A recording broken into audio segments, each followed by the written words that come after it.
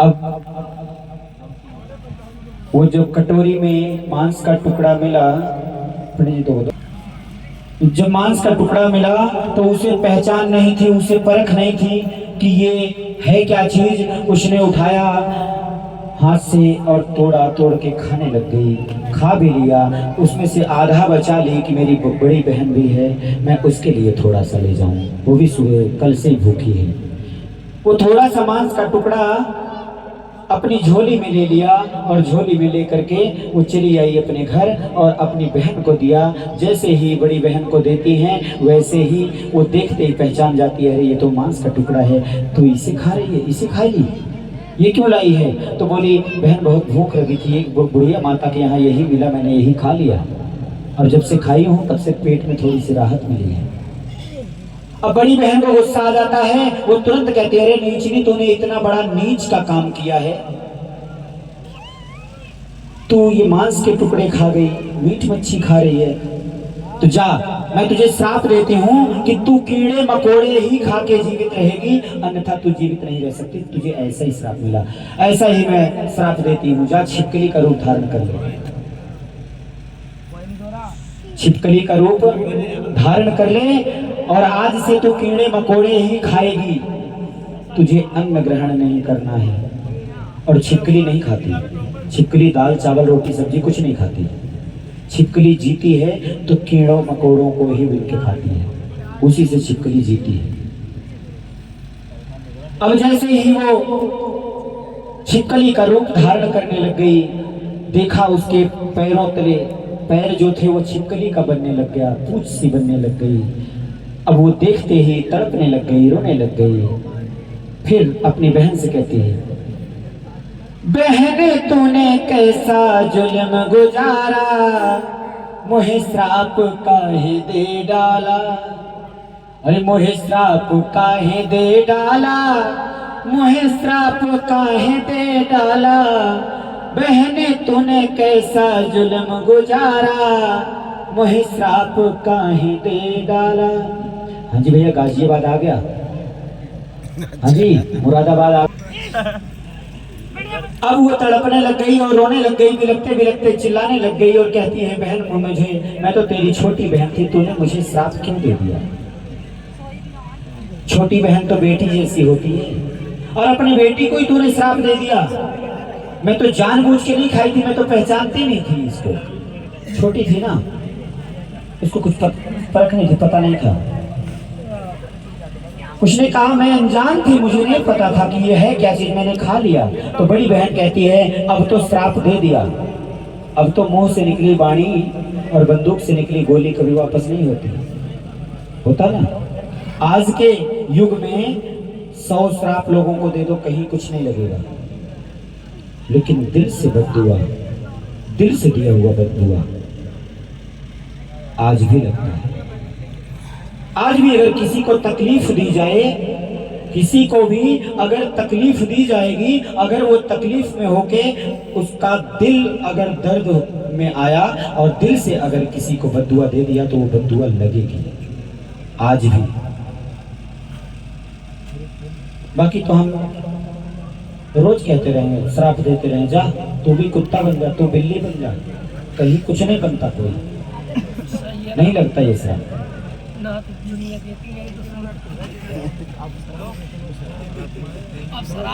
अब बड़ी बहन ने जैसे कह दिया कि अब तो मेरे मुंह से शब्द निकल गया, उसे वापस तो नहीं ले सकती ना।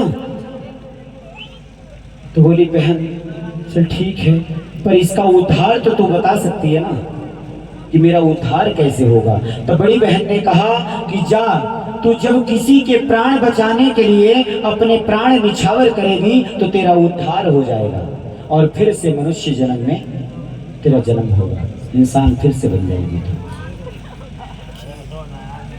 ये शब्द थे बड़ी बहन के। पंडित जी महाराज को अच्छी सेवा मिल गई है, ये सच्चे सेवक हैं। इस शाम से ही मैं देख रहा हूँ ये डंडा इनके हाथ में, मैं भी डर रहा था, कई बार तो मैं भी डर रहा था कि कहीं ऐसा ना हो ये लट्ठी चली ही जाए। महाराज जी सब सो रहे हैं, इनको उठा रहा हूं। निंद्रा रानी कौन थी पता है? हाँ जी, निंद्रा रानी थी कुंभकर्ण की पत्नी। निंद्रा रानी कुंभकर्ण की पत्नी थी। जब कुंभकर्ण का वध किया था राम ने, तो उसके बाद राम जी की शरण में आके बैठ गई निंद्रा। बोली महाराज अब मैं किसके भरोसे रहूं, कौन है मेरा, मुझे अपनी शरण में ले लो। तो राम जी ने उनको वरदान दिया था कि हे निंद्रा, इस युग में तो मैं दूसरी नारी ना ही दासी और ना ही अपने शरणागत ले सकता हूँ सीता के अलावा। जाओ कलयुग में मेरा जहां भी गुणगान होगा, जहां देवी देवताओं का आवाहन होगा, देवी देवताओं का नाम का उच्चारण होगा, वहां तुम आना। जहां कथा होगी वहां तुम आना, हमारा दर्शन करना, देवी देवताओं का दर्शन करना, चले जाना। और नहीं जाओगे तो ऐसे ब्राह्मणों की नजर तुम पे पड़ेगी और वो तुम्हें भगा देंगे। और नहीं भागोगी तो तुम्हें ऐसा निंदित कर देंगी, बेइज्जती कर देंगे कि तुम्हें भागना ही पड़ेगा। तब भी नहीं भागी तो उनके पास ऐसा जल है कि उस जल के छींटे से तुरंत भाग जाओगी। अब इसी प्रकार से देखो, बड़ी बहन ने उपाय बताने लग गई कि जा, जब तू किसी के प्राण बचाने के लिए अपने प्राण निछावर करेगी तो तेरा उद्धार हो जाएगा, तो फिर से मनुष्य जन्म में आ जाएगी। अब वो सुनते सुनते धीरे धीरे पूरा रूप छिपकली का धर लिया और छिपकली का रूप धरते धरते वो रेंगते रेंगते कहाँ को चली गई। ये पहला सवाल है। 3 सवाल भी मांगे जाएंगे और तीनों सवालों में से जो जवाब देगा उन्हें माता रानी के दरबार से खजाना प्राप्त होगा।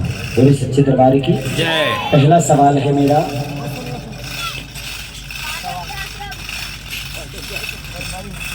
बोल सच्चे दरबार की जय। कौन था ये? आज बेटा आज का रूप धारण किए हुए करते करते वो रेंगते रेंगते किसके आश्रम पहुंच गई? पांडवों के। पांडवों के आश्रम में पहुंची तो देखा पांडवों ने एक बहुत बड़ा यज्ञ रखा था, अनुष्ठान किया था, यज्ञ किया था। और उस यज्ञ में दुर्वासा ऋषि को नहीं बुलाया था। पांडवों ने दुर्वासा ऋषि को नहीं बुलाया था। क्यों? इसका भी कोई कारण था। इसका भी एक कारण था। दुर्वासा ऋषि को उस यज्ञ में क्यों नहीं बुलाया गया? ये कारण था कि दुर्वासा ऋषि क्रोधी थे, गुस्सा आता था उनको, अपार गुस्सा आता था। और जब गुस्सा चढ़ जाता था तो वो कुछ नहीं देखते थे, अपने तलवार उठाते थे और चला देते थे, फरसा उठाते थे, चला देते थे। सामने कौन है उन्हीं का पुत्र हो तब भी नहीं देखते थे, ध्यान नहीं देते थे। इसीलिए उनको उस यज्ञ में नहीं बुलाया गया कि महाराज आए, पता लगे हमारा टूटा फूटा प्रसाद, हमारा छोटा सा भंडारा बनेगा और उस भंडारे में अगर थोड़ी सी कोई कमी हो गई तो दुर्वासा ऋषि महाराज को क्रोध आ जाएगा। कौन सो रही हैं? अब देखो, वो रेंगते रेंगते पांडवों के आश्रम में पहुंच जाती है और वहां यज्ञ चल रहा होता है और उस यज्ञ में दुर्वासा ऋषि को नहीं बुलाया जाता है। तो दुर्वासा ऋषि क्रोध में आ जाते हैं और क्रोध में आने के बाद एक बाज का रूप बनाते हैं और बाज का रूप बनाने के बाद जंगल में जाते हैं तो वहां देखते हैं एक सांप डोल रहा होता है। उसे अपने चोंच से सांप को मार देते हैं और अपने चोंच में दबा करके सांप को लेके आते हैं। उनके मन में क्या चल रहा था? दुर्वासा ऋषि के जहां पांडु लोग यज्ञ कर रहे हैं उनके यज्ञ जो कुंड है उसी में इस सांप को छोड़ दूंगा तो उनका यज्ञ भंग हो जाएगा, विघ्न आ जाएगा, विनाश आ जाएगा। किसी भी यज्ञ में अगर कोई भंगता डालता है तो उसी का विनाश आ जाता है। गांव में दुर्वासा ऋषि ने बाज का रूप बनाया और चोंच में अपने सांप को दबाया और यज्ञ में डालने के लिए ले गए। तो जैसे ही पांडवों के आश्रम में पहुंचे वैसे ही देखा कि पांडवों का यज्ञ संपूर्ण हो चुका था, उनका यज्ञ संपूर्ण हो चुका था। और प्रसाद के लिए, भंडारे के लिए एक पतीला चढ़ा हुआ था, उसमें दूध, चावल, मखाने, पंचमेवा डाले हुए थे। खीर का प्रसाद बन रहा था कि जितनी संगत बैठी है सबको खीर का प्रसाद बंटवाएंगे। खीर भी बन गया। बनने के बाद दुर्वासा ऋषि घूमते रहे, जो बाज के रूप में है, घूमते रहे, भ्रमण करते रहे कि कहाँ मिले, कौन सा मौका मिले कि मैं उनका भंग करूं, लेकिन नहीं दिखा। पतीला ढका हुआ था, उबल रही थी दूध खीर। जब प्रसाद बन गया, कंप्लीट हो गया, तब उसके बाद, उसके तुरंत बाद भक्तों ने जा करके पतीले का ढक्कन हटा दिया कि ठंडी हो जाए खीर, थोड़ी हवा लग जाए इसमें, ठंडी हो जाए तो लोगों को वितरण कराएंगे, प्रसाद बांटा जाएगा। अब देखो, भक्तों ने जैसे ही ढक्कन हटाया, उधर ऊपर से दुर्वासा ऋषि बाज के रूप में देख रहे हैं, और जैसे ही देखा पतीला हटाया, वैसे ही तुरंत लाके उस जो चोंच में अपने मुंह में सांप दबाए थे, उस सांप को छोड़ दिया। सांप को छोड़ दिया। वो 2.5 किलो का सांप जाकर दूध में जब पड़ता है तो वो नीचे बैठ जाता है, किसी को दिखाई नहीं दिया। लेकिन देख कौन रहा था? छिपकली। छिपकली देख रही थी, और उसने जब देखा कि अरे ये तो दूध में सांप गिरा दिया इस बाज ने, और अब ये दूध सारा जहरीला हो गया, और इसको जो भी ग्रहण करेगा उसका जीवन खत्म हो जाएगा, उसको मृत्यु प्राप्त हो जाएगी, ये तो बहुत बड़ा पाप लगेगा। और पांडवों ने हजारों लोगों को आमंत्रित किया है, पूरे नगर लोग के लोगों को आमंत्रित किया है, अगर जो लोग ये प्रसाद पाएंगे सभी लोग मर जाएंगे, ये तो बहुत बड़ा अपमान वाली बात हो जाएगी। उसके दिमाग में तुरंत आ गया कि मेरी बड़ी बहन ने मुझे जो श्राप दिया था उसका उद्धार बताया था कि जब तू किसी के प्राण बचाने के लिए अपने प्राण निछावर करेगी तो तेरा उद्धार हो जाएगा। यही सोच करके उसने अपने आप को दूध में छलांग लगा दिया। दूध में छलांग लगा दिया भक्तों। अब दूध में सांप तो बैठ गया था नीचे, लेकिन छिपकली हल्की सी थी, वो ऊपर को दूध में तैरती रह गई। और जैसे ही भक्त लोग आए कि चलो प्रसाद वितरण करते हैं, देखा तो दूध पे छिपकली तैर रही थी, और तुरंत हाहाकार मच गया, तुरंत चिल्लाने लग गए, चीखने लग गए, ये पतीला पूरा जो भंडारे के लिए खीर बना था उसमें तो छिपकली गिर गई, जहरीला हो गया। अब बताओ अब क्या होगा? तो पांडवों के यहाँ जो महाराज आए थे, महंत आए थे, उन महाराज ने जब आए देखे तो उन्होंने बिना विचारे, उन्होंने कुछ सोचा नहीं, कहते ना बिना विचारे जो करे वो पीछे पछताए। महाराज ने विचारा नहीं, कुछ देखा नहीं, बस तुरंत उस छिपकली को श्राप दे दिया कि अरे नीचनी, तूने इतना बड़ा नीच का काम किया है, जा तू यहाँ से, तो तेरी मृत्यु प्राप्त हो गई, तू जिस घर में भी, जहाँ भी तेरा जन्म होगा वहां पे तेरा पालन पोषण नहीं होगा, किसी अमीर घर में, किसी राजा महाराजाओं के यहाँ, किसी ब्राह्मण क्षत्रिय के यहाँ तेरा जन्म होगा बेशक, लेकिन पालन पोषण नहीं होगा। हे राजन, ये वही कन्या है जो आपके घर में जन्म ली है, उसको यही प्राप्त है, यही श्राप मिला था। राजा अस्पर्श ने हाथ जोड़ा, मौला महाराज इसमें कन्या का कोई दोष नहीं है, इस बिटिया का कोई दोष नहीं है। श्राप देने वालों ने भी नहीं विचारा, श्राप दे दिया, ना सोचा ना समझा, दे दिया। उसकी गलती है। छोटी सी बच्ची को पता होता है किसी चीज का, 2-4-5 साल के बच्चे को अगर कोई अनजान चीजें पहली बार जीवन में दे दो तो उसको पता नहीं चलेगा कि ये है क्या चीज। उसने वो मांस खा लिया था, उसको नहीं, अनजान थी वो, उसमें उसका कोई दोष नहीं था, लेकिन फिर भी उसकी बड़ी बहन ने उसको श्राप दिया था। और यही तारा ने ही, आपकी जो बेटी तारा है, इसी ने श्राप दिया था। दूसरा श्राप पांडवों के यहाँ जो महाराज जी थे, महंत जी, व्यास जी, उन्होंने श्राप दिया कि जा नीचने, तू जो नीच का काम किए है, तू किसी नीच घर में ही तेरा पालन पोषण होगा। अब देखो, पंडित जी महाराज से बोले, महाराज इसका कुछ उपाय बताओ, अब करना क्या है?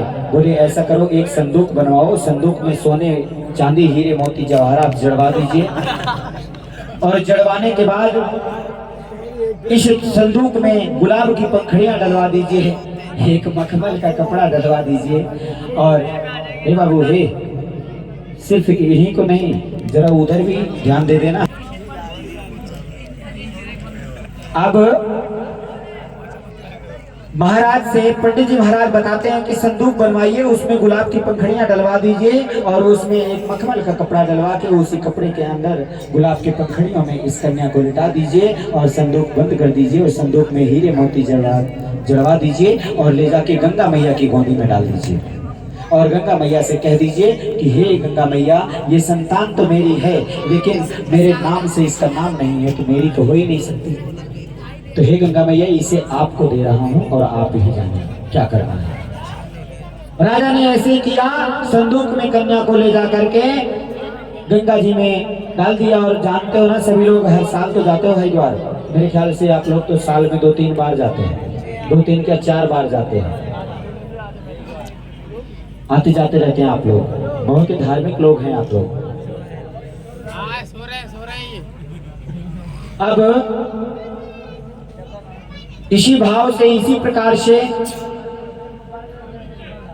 जब गंगा जी में संदूक को डाला गया तो गंगा जी की जो लहर है तेज, गंगा मैया ने अपनी लहर कम कर ली, अपनी लहर मीठा मीठा कर दिया और संदूक बहते बहते चला गया काफी दूर। एक नगर में पहुंचा। उस नगर में एक ब्राह्मण देवता गंगा के किनारे सुबह सुबह में स्नान कर रहे थे, नदी में स्नान कर रहे थे गंगा जी में। और स्नान करते करते उनकी नजर पड़ी कि एक संदूक बहता हुआ जा रहा है, उसमें हीरे मोती जवाहरात जड़े हुए हैं। पंडित जी के अंदर लालच आ जाती है, उसको पकड़ने के लिए दौड़ते हैं, लेकिन पंडित जी पकड़ नहीं पाते हैं।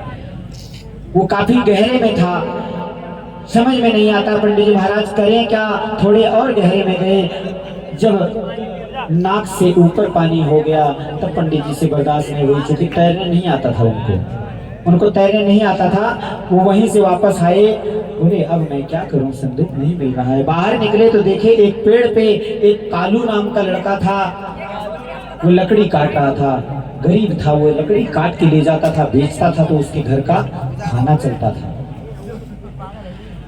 पंडित जी महाराज ने तुरंत आवाज लगाया, बेटा कालू। कालू तुरंत पेड़ पर से उतर के आया। बोले पंडित जी महाराज बताइए क्या बात है। बोले बेटा वो देखिए एक चीज चमकते हुए जा रही है, उसी को पकड़ के ला दे जरा। जब कालू ने भी देखा, अरे इसमें तो हीरे मोती जड़े हुए हैं, इसमें तो हीरे मोती जड़े हुए हैं। कालू ने देखा, कालू के अंदर भी लालच आ जाती है। कालू कहता है पंडित जी महाराज नहीं नहीं हम नहीं पकड़ पाएंगे। बोला बेटा पकड़ ले। बोला ना कतई नहीं पकड़ सकते, बहुत गहरे में है, कौन जाएगा अपनी जान गंवाए। कालू नदी के किनारे किनारे चलता रहता, देखता है, सोचता है पंडित जी भी चले जाएंगे तो मैं जाके पकड़ लाऊंगा, निकाल लाऊंगा, मैं ले लूंगा। लेकिन पंडित जी भी बड़े जिद्दी, पीछे ही ना छोड़े, पीछे ही नहीं छोड़ते। कालू आगे आगे जा रहे हैं, पीछे पीछे पंडित जी, जैसे मैं नहीं छोड़ता आप लोगों को, जब से पकड़ा हूं तब से नहीं छोड़ रहा हूं, है ना। अरे पता नहीं इनकी कृपा है या आप लोगों की कृपा है कि क्यों नहीं छोड़ रहा हूं। आंखों में मैं थोड़ी सो रही हूँ, मेरे मुंह को मारा। इसी प्रकार से पंडित जी महाराज कालू के पीछे पीछे चलते जा रहे हैं। बोले कालू तू कहीं ना कहीं पकड़ेगा जरूर संदूक, और पकड़ेगा तो बेटा मैंने दिखाया है, माल तो मेरा है। कालू ने कहा पंडित जी महाराज मैं कतई नहीं पकड़ूंगा। अच्छा चलो अगर पकड़वाना है तो एक सौदा कर लो मेरे साथ। बोले क्या। बोले पंडित जी महाराज कालू के मन में भी लालच आई और कालू के मन में विचार आया कि अगर संदूक के ऊपर हीरे मोती जवाहरात जड़े हुए हैं तो संदूक के अंदर तो पूरा माल भरा होगा।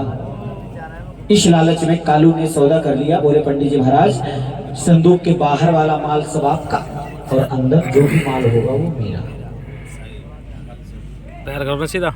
पंडित जी महाराज बोले चल ठीक है, जो कुछ भी मिले मिले तो सही, जा तू पकड़ के लिया, संदूक के बाहर का माल मेरा, अंदर का तेरा। बोले पक्का। बोले पक्का, ये ब्राह्मण का वचन है, जाओ दिया। अब जैसे ही कालू अंदर जाके संदूक पकड़ के ले आया, बाहर निकाला और पंडित जी से बोला पंडित जी अपना सौदा ले लो। बोले खोल तो सही है। बोले ले लो पहले, तुम्हारा कोई भरोसा नहीं, तुम बड़े लालची पंडित हो। नहीं जैसे मैं हूं ऐसा मत बोलो। लालच तो सभी ब्राह्मणों के अंदर होता है। ब्राह्मणों को तो सीता मैया ने श्राप दिया है कि कितना भी धन मिल जाए लेकिन तुम गरीब ही रहोगे। सीता मैया ने उन्हें श्राप दिया है कि तुम कितने भी अमीर हो, कितना भी धन कमा लोगे लेकिन रहोगे तुम गरीब ही, तुम्हारे घर धन रुकेगा नहीं। ये श्राप मिला है ब्राह्मणों को, इसीलिए ब्राह्मण गरीब होते हैं। कितना भी धन धान्य से माला माल हो जाए, लेकिन वो व्यर्थ है उनके लिए कि एक झटके में कभी ना कभी चला जाएगा। पंडित जी गरीब कब आए? गरीब हो आप?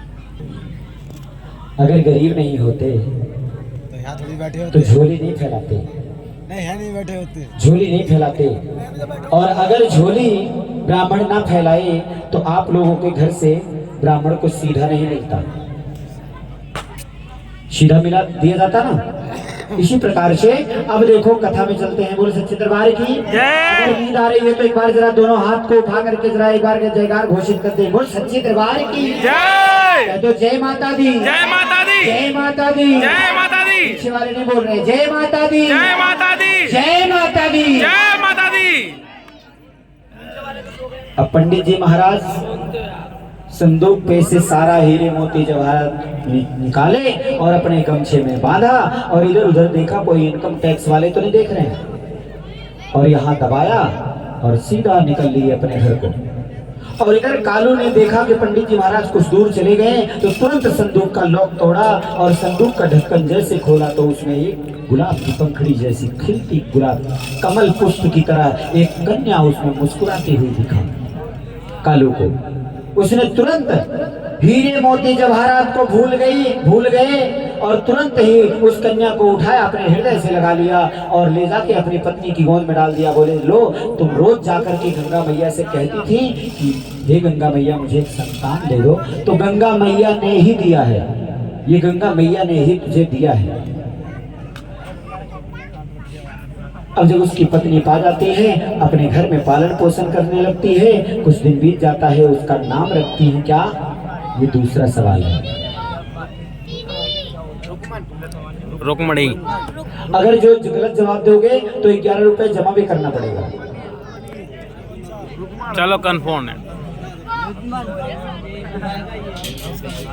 बेटा तो दूसरी बार बोल दिया, ये पहले बोल दिया।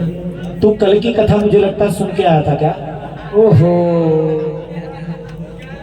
कौन सा है शकल दिखाओ। तो सारी रात बैठ के इसने तारा रानी की कथा आगे करो। सुनी है। तो भाई दूसरी भी इसी को दो। तूने बात नहीं बताया। मैंने सुना नहीं है पर। अच्छा, दो उनको भी तो, पर इसी का स्वीकार होगा, तो मैं नहीं लूंगा। लेना तो पड़ेगा। बोल सच्चे दरबार की जय। उसको भी दे दो।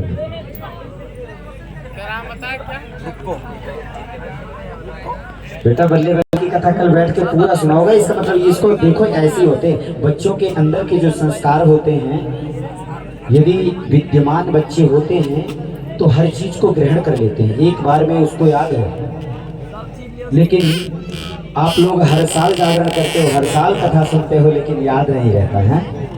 अब नहीं बोलेंगे पंडित जी। अच्छा, वीडियो बना रहे हैं, आप नहीं भूलेंगे, रोज सुनेंगे। जय। दिखाओ। कालू के घर में उसका नाम रखा जाता है रुक्को। क्या नाम रखा जाता है? रुको। रुक्को। रुको। ध्यान से सुन लो। सुन लिया। अगली बार पता नहीं कथा कौन सुनाएगा, माता रानी जाने, पर सवाल उसमें भी होंगे। 3 प्रसाद, 3 अरदास और 3 सवाल होते हैं, जिनका जवाब जो देगा 3 आशीर्वाद उसको प्राप्त होंगे। बोल सच्चे दरबार की जय। जय। अब देखो, उसका नाम रुको रखा जाता है और रुको धीरे धीरे 1 साल की हो जाती है, 5 साल की हो जाती है, 7 साल की हो जाती है, धीरे धीरे 12 साल की हो जाती है, 12 साल की हो जाती है। अब कालू जो है वो परेशान की बिटिया बड़ी हो गई है और हमारे घर में हम गरीब हैं, हम एक वक्त की रोटी जो खा रहे हैं वो भी लकड़ी काट के बेचता हूँ तो खर्चा चलता है, मैं ब्याह कैसे करूँगा। कालू चला जाता है राजा हरिश्चंद्र के यहाँ। जिस राजा हरिश्चंद्र के यहाँ उसी रुक्को की बड़ी बहन का विवाह हुआ है तारा का। उन्हीं राजा के यहाँ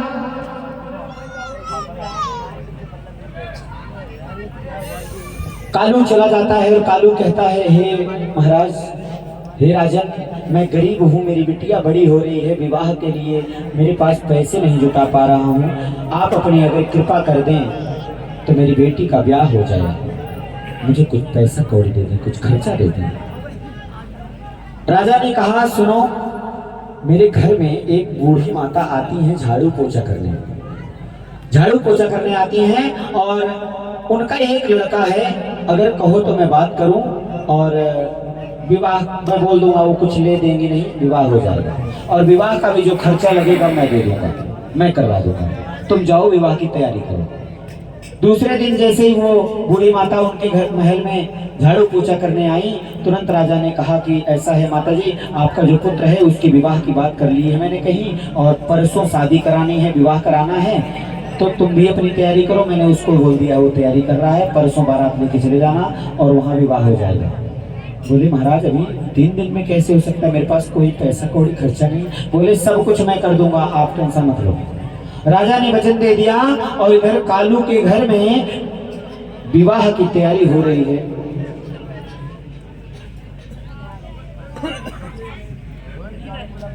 बरेली वाली का ध्यान से देख भी लियो।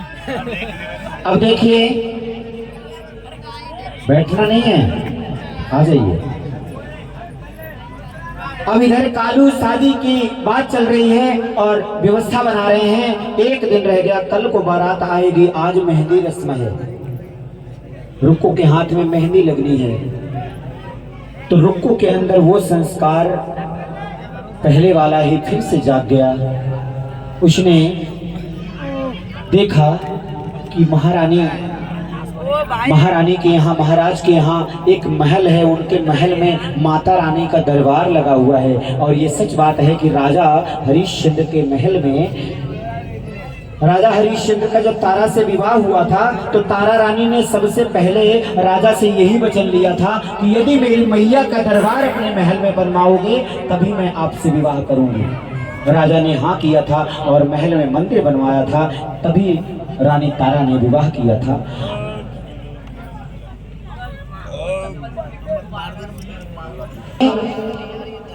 रुक्को ने कहा कि पहले मेहंदी रानी तारा के महल में जो माता रानी हैं उनको मेहंदी लगा दी जाए, तब हमारे हाथों में लगाई जाए। बोल सच्ची दरबार की जय।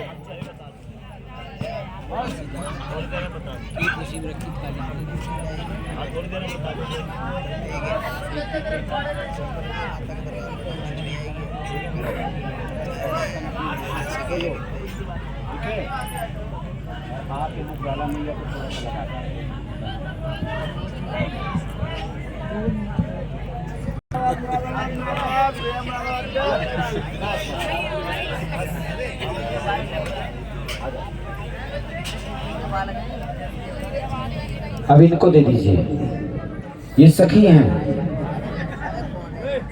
ये आप लोगों की सखी हैं कि बहू है? बिटिया है।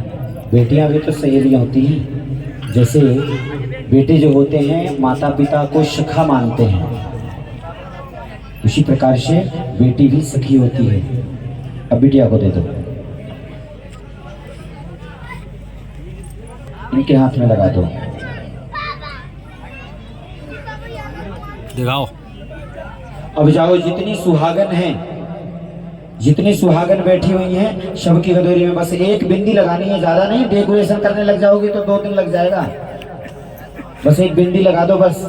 अब मेहंदी लगाना मुझे लग रहा है कि इसे आता है बढ़िया से, तभी लगने लग गई, लगने लग गई, ऐसे ऐसे करने जलेबी जैसे। अब मेहंदी लगने लग गई रुक्को के हाथ में, और मेहंदी लगने में लोगों ने बहुत बढ़िया बढ़िया मंगल गीत गाया, मंगलाचरण किया। और इसके बाद अगले दिन बारात आई। हाँ जी, कौन सा मंगलाचरण करा? तो मंगल गाओ, ज्यादा ना गा रहे थे, एक तो सुनाई दो तो करा होगा उन्होंने, ऐसे तो नहीं मंगल कर दिया बात खत्म हो गई। वो औरतों का गाना है, मैं कैसे गाऊं? कैसे कैसे नहीं गाओगे? गाना पड़ेगा अब तो, अब गाना ही पड़ेगा। बिल्कुल नहीं है ना, तो मंगल कराओ। अरे गाओ गाओ सखी मंगल गीत, रुक्को के घर शादी है। गाओ गाओ सखी मंगल गीत, कालू के घर शादी है। शादी किसकी है? रुक्को की। ऐसे ही सब मंगल गीत गाने लग गई। और सभी प्रसन्न हो गई। सभी सखियां नाचने गाने लग गईं। नाचते गाते दिन बीत गया। दूसरे दिन बारात आई और रुक्को की शादी हुई और रुक्को दुल्हन बन के अपने ससुराल पहुंच जाती है। कह दो जय माता दी। जय माता दी। जिनके हाथ नहीं उठे एक बार वो भी उठा दे जय माता दी। जय माता दी। रुक्को दुल्हन बन के अपने ससुराल पहुंच जाती है और ससुराल में पहुंचने के बाद वो देखती है कि बहुत गरीब घरों का घर में फिर मैं आ गई। गरीब तो मायके से थी ही, ससुराल भी गरीब ही मिला। उसके घर में ज्यादा बड़ा परिवार नहीं था। एक उसकी सास थी, एक उसका पति था और वो थी, बस 3 ही लोग थे। और जो उसकी सास थी वो रानी तारा के महल में झाड़ू पोछा रोज करने जाती थी, लेकिन शादी के माहौल में लगने के बाद खाना पीना छूट गया। 3 दिन से वो बीमार पड़ गई और 2 दिन और बीत गया। रानी के महलों में झाड़ू पोछा करने नहीं गई तो अपने एक दिन बोलने लग गई कि बेटा क्या बताऊं, झाड़ू पोछा लगाने नहीं जा रही हूँ, रानी नाराज ना हो जाएं। तो बहू कहती है माँ आज के बाद आपको जाने की जरूरत नहीं है, मैं जाऊंगी। बोली बेटा अभी तो नई नवेली दुल्हन है, अभी तुझे कोई देखेगा तो क्या कहेगा, कहेगा कि अरे इसकी बहू काम करने लग गई। रुक्को ने तुरंत कहा माँ अगर मेरे घर में खाने को रोटी नहीं होगी तो मेरा पड़ोसी नहीं देगा। मेरे अगल बगल वाले मेरे घर में रोज आटा नहीं पहुंचा देंगे कि चलो उसके घर में नहीं है खाने पीने को 2 किलो आटा 5 किलो आटा पहुंचा दे। कोई नहीं पहुंचाएगा, हंसी और उड़ाएगा कि खाने के तो लाले पड़े हुए हैं, फिर भी घर में बैठी है, ये भी कह देंगे। इसलिए हे माँ मैं आपको वचन देती हूँ कि आपको कोई देखेगा नहीं, मुझे कोई देखेगा नहीं, आपको कोई टोकेगा ही नहीं, कहेगा ही नहीं, क्योंकि मैं ऐसे समय पे उठ के जाके झाड़ू पोछा करके आ जाऊंगी कि लोग देखेंगे ही नहीं। और रोज सुबह 4 बजे उठती थी और 4 बजे रानी तारा के महल में जाकर के झाड़ू पोछा करके चली जाती थी। एक दिन रानी बगीचे में सैर करके आ रही थी और ये झाड़ू लगा रही थी। झाड़ू किस चीज से लगा रही थी? मंदिर था उनके महलों में, मंदिर में झाड़ू नहीं लगाई जाती है। किस चीज से झाड़ू लगा रही थी, सफाई कर रही थी? ये तीसरा सवाल है। बोल सच्चे दरबार की आ जाओ, आप आ जाओ। कृष्ण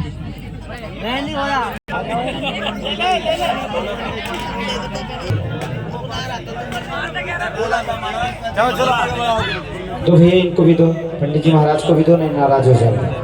बोलिए सच्चे दरबार की। हे बच्चों ये शरारत अच्छी नहीं लगती। मैं रोकता हूँ जाके। अब देखो रुक्को रानी के महल में अपने केस द्वारा झाड़ू लगा रही होती, सफाई कर रही होती। रुक्को के अंदर ये संस्कार था, इतना ज्ञान था।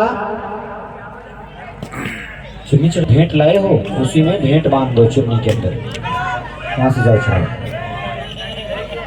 रुक्को के अंदर वो संस्कार था कि झाड़ू कभी भी मंदिर में नहीं लगाया जाता, इसलिए मंदिर में कपड़े से पोछा लगाया जाता है या वाइपर चलाया जाता है या फूल वाली झाड़ू आती है, मार्केट में मिलता है फूल वाली झाड़ू, उसको मंदिर में लगाया जाता है। लेकिन जो ताड़ वाली झाड़ू आती थी पहले जमाने में, वो ताड़ की झाड़ू से कभी भी मंदिर में नहीं लगाना चाहिए, क्योंकि ताड़ जो होता है वो अछूत होता है, अशुद्ध होता है। अब उसने केशों से अपने बाल में से झाड़ू लगाने शुरू कर दिया और माता रानी को निहारती रही। और तारा का एक पुत्र था रोहित, उस रोहित को निहारती रहती थी और ऐसे ही मन में करती थी कि माता रानी मुझे भी ऐसा ही कोई पुत्र देना। रानी सैर करके आ रही होती है और घूंघट में उसको देखती है कि ये कोई नई नवेली दुल्हन है, झाड़ू लगा रही है, ये कौन है? रानी तारा आवाहन करती है माता का और उनसे कहती है माता मुझे बताओ ये कौन है? माता रानी की कृपा से एक हवा का झोंका आता है और घूंघट उठ जाता है और रानी तारा उसका चेहरा देख के पहचान जाती है, अरे ये तो मेरी बहन है, ये मेरी बहन है पिछले जन्म की। पहचान जाती है और तुरंत बुलाती है, कहती है बहन इधर आ। तो रुक्को कहती है हे रानी, हे महारानी, आप हमारी मालकिन हैं, मैं आपकी दासी हूँ, आप मुझे बहन मत बोला करो। तो बोली नहीं, तू मेरी ही बहन है, आज से तू मेरी छोटी बहन, मैं तेरी बड़ी बहन। जा, तुझे जिस चीज की जरूरत हो बता दिया, मैं तेरी सेवा पूरी करूंगी। रानी तारा ने उसे वरदान दे दिया। और इधर रुक्को ने जब रोहित को देखती थी तो उसके मन में लालसा होती थी कि ऐसा ही पुत्र प्राप्त हो। तो रानी तारा से कहती है कि आपके मंदिर में जो माता जी बैठी है ना, उनसे कह देती, आपकी तो सुनती हैं, अगर आप कह देंगी तो मेरी मुराद, मेरी झोली भर जाएगी और मुझे भी आपके जैसा ही एक पुत्र चाहिए। रानी तारा ने आवाहन किया और माता रानी से अरदास लगवाई उनकी, और जाके वो चरण में बैठे। और बैठने के बाद तुरंत ही माता रानी की अरदास लगा के माता रानी से मांगा कि हे माता रानी, मुझे पुत्र प्राप्ति दे दो और मैं माता रानी आपका जागरण करूंगी। जागरण के लिए संकल्प ले लिया। माता रानी की कृपा हुई, धर्मचारण में प्रवृत्त हुई और 10वें महीने में उसके घर में पुत्र प्राप्त हुआ। पुत्र की प्राप्ति हुई और पुत्र धीरे धीरे बढ़ता गया। 5 साल का हो गया, संकल्प नहीं पूरा हुआ, जागरण नहीं कराया। 5 साल का हो गया तो उसके चेहरे, उसके शरीर पे माता रानी ने खुद धारण किया। कहते ना हम लोग की चेचक निकला, माता रानी निकास, माता रानी का निकास आ हुआ है। तो उसी प्रकार से हो गया। रुक्को की समझ में कुछ नहीं आया। रुक्को ने बेटे को लिया और तारा रानी के यहाँ चली गई और तारा रानी से जाकर के बोले कि देखो बहन, मेरे बेटे को क्या हो गया। जैसे तारा ने देखा वैसे तुरंत बोला, ये माता रानी का आवाहन है, माता रानी आई है, तूने कोई संकल्प या कुछ मन्नत मानी है, उसको पूरा कर दे। बोली हाँ, मैंने माना था कि जब मुझे संतान होगी तो मैं माता रानी का जागरण करूंगी और अभी तक नहीं किया। बोले जा, तू जागरण कर, फटाफट जा, तैयारी कर, कल तेरे यहाँ जागरण हो जाएगा।